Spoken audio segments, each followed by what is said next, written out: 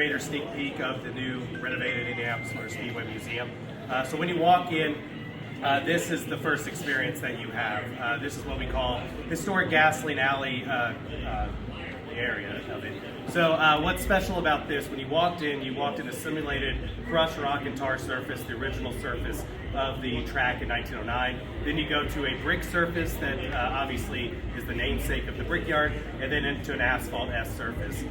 What we're excited about is the storytelling of the new Indianapolis Motor Speedway Museum. Our exhibition team did a wonderful job to craft that, and you really see it here in Gasoline Alley and along the other areas. So to your guys' right, you'll see 7 garages that go through the different eras of the 116-year history of the Indianapolis Motor Speedway. On your left side, the first garage is the 1914 Duesenberg that Eddie Rickenbacker drove in the 1914 500. Then we jump into the 1920s, so we have Harry Miller's front drive Leon DeRay driven pole setter from 1928. Obviously, on your right there, or sorry, your left, you'll see various different components, artifacts that go with that. You'll also see a timeline or a narration board on the bottom that really gives the highlights of the Indianapolis Motor Speedway history. So we're really excited because I think when people go through here, they'll get a good understanding, whether they're a race fan or new to Indianapolis Motor Speedway, that history of what makes this place so special. Walking down here, then we jump ahead. All these cars can be rotated in these garages, so it's an opportunity to show more of the vehicles in our collection. If you visit multiple times a year, most likely you'll see some rotation and things like that in these garages. Right here we have the 1957 Race of Two Worlds winner with Jimmy Bryant. That in 1958 became A.J. Foyt's rookie car that started his what became 35 consecutive Indianapolis 500s in this car right here. There's a typical Kuzma Roadster of the 50s. Then as we go down the garages here, we have Jim Clark's 1964 Volt car that is on display. Obviously, during the early 60s, you had that rear engine revolution. It wasn't the winning car, but the following year, with the Lotus 38, they would capture the victory.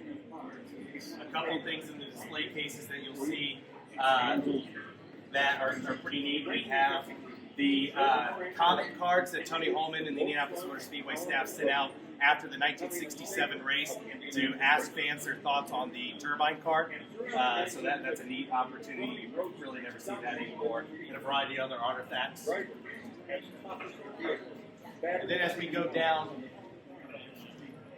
then we jump into the late 1970s with Janet Guthrie's 1978 ninth place finishing car, or Lightning that she had, and was up until Danica Patrick the highest finishing female driver in the Indianapolis 500.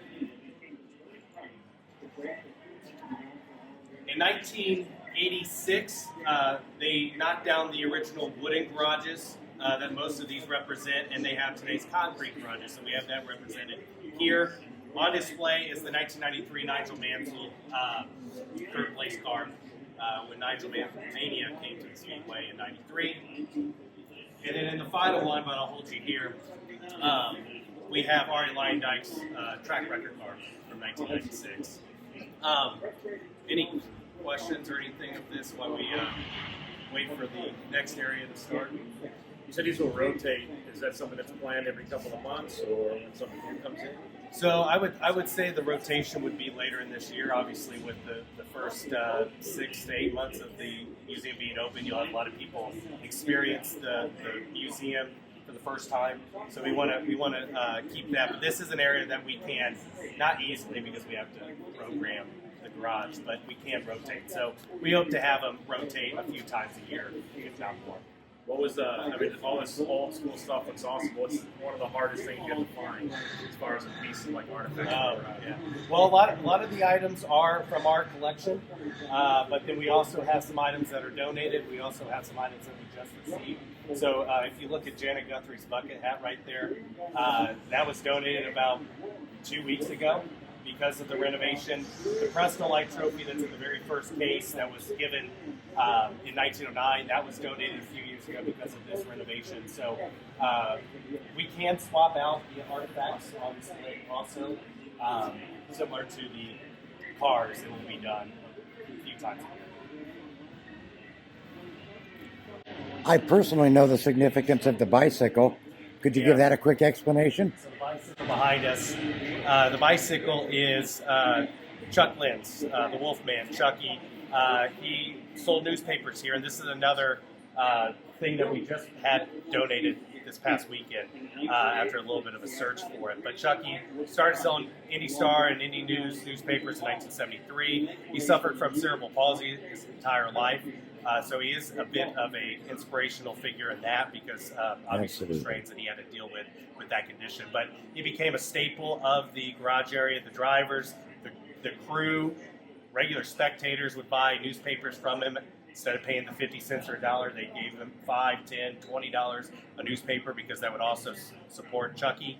In 1989, a group of mechanics built that bike for him, and the teams maintained it up until his passing, or I think his last trip to the Speedway was 21.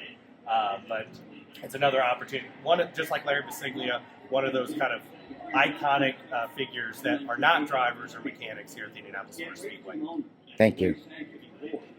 We're ready for the next area. So the next area is our first experiential part of the new Indianapolis Motor Speedway Museum. We call it the starting line gallery. So it's about a 6-minute presentation of bottling up from 4:30 in the morning when the mechanics show up, all the way to green flag. So hopefully you guys enjoy this.